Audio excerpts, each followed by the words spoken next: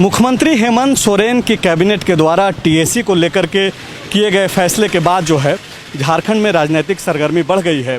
दीपक प्रकाश जो कि बीजेपी के राज्यसभा सांसद हैं और झारखंड बीजेपी के प्रदेश अध्यक्ष भी हैं, वो अभी राज्यपाल द्रौपदी मुर्मू से मिलकर के आए हैं। ये टीएसी को लेकर के जिस तरीके का फैसला आया है, आप अभी बातचीत करने गए थे, क्या बातचीत हुई? देखिए, संविधान सर्वोच्च है और संविधान में स्पष्ट रूप में लिखा हुआ है, संविधान के 5वीं अनुसूची में, कि टीएसी के गठन, बदलाव, बैठक, नियुक्ति, ये सारा अधिकार महामहिम के पास है।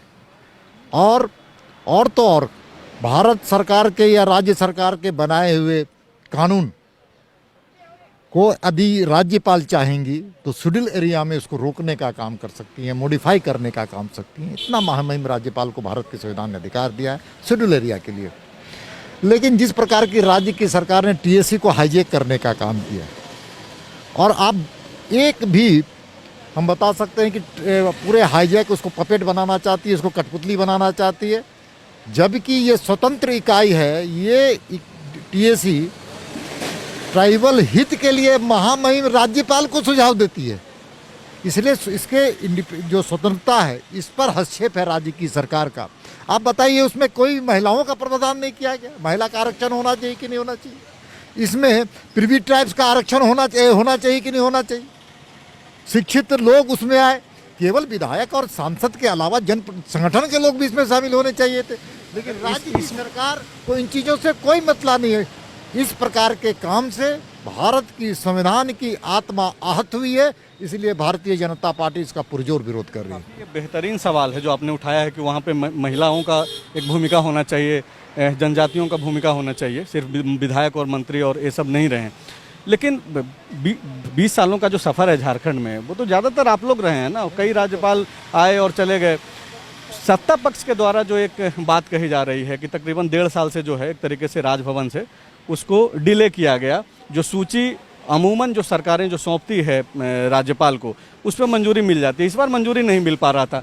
आपको नहीं लगता है कि ये जिस समुदाय के हित की बात आप कर रहे हैं, उसमें काफ़ी उसके साथ जो है एक तरीके से गलत हुआ?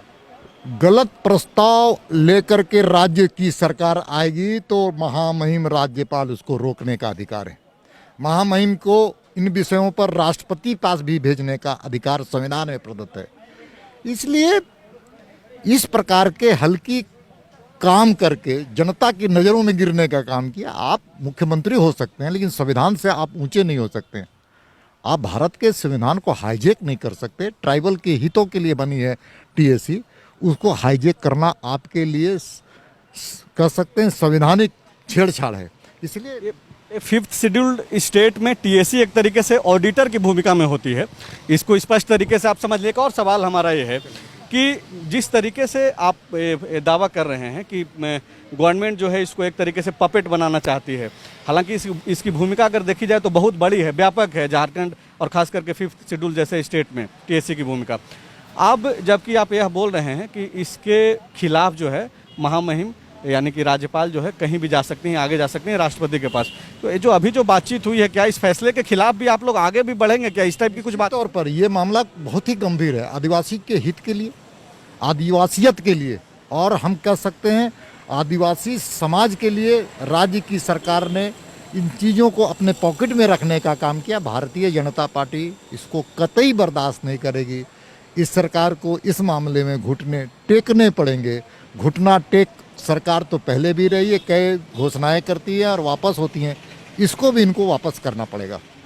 दीपक प्रकाश को आप सुन रहे थे, जो कि कह रहे थे कि टीएसी को एक तरीके से हेमंत सोरेन की सरकार पपेट की भूमिका में बनाना चाहती है, जो कि बीजेपी यह होने नहीं देगी, और ज़रूरत पड़ेगा तो इस मामले को आगे भी यानी कि राष्ट्रपति तक लेकर के बीजेपी जाएगी। शुक्रिया। followup.in, like, share and subscribe. www.thefollowup.in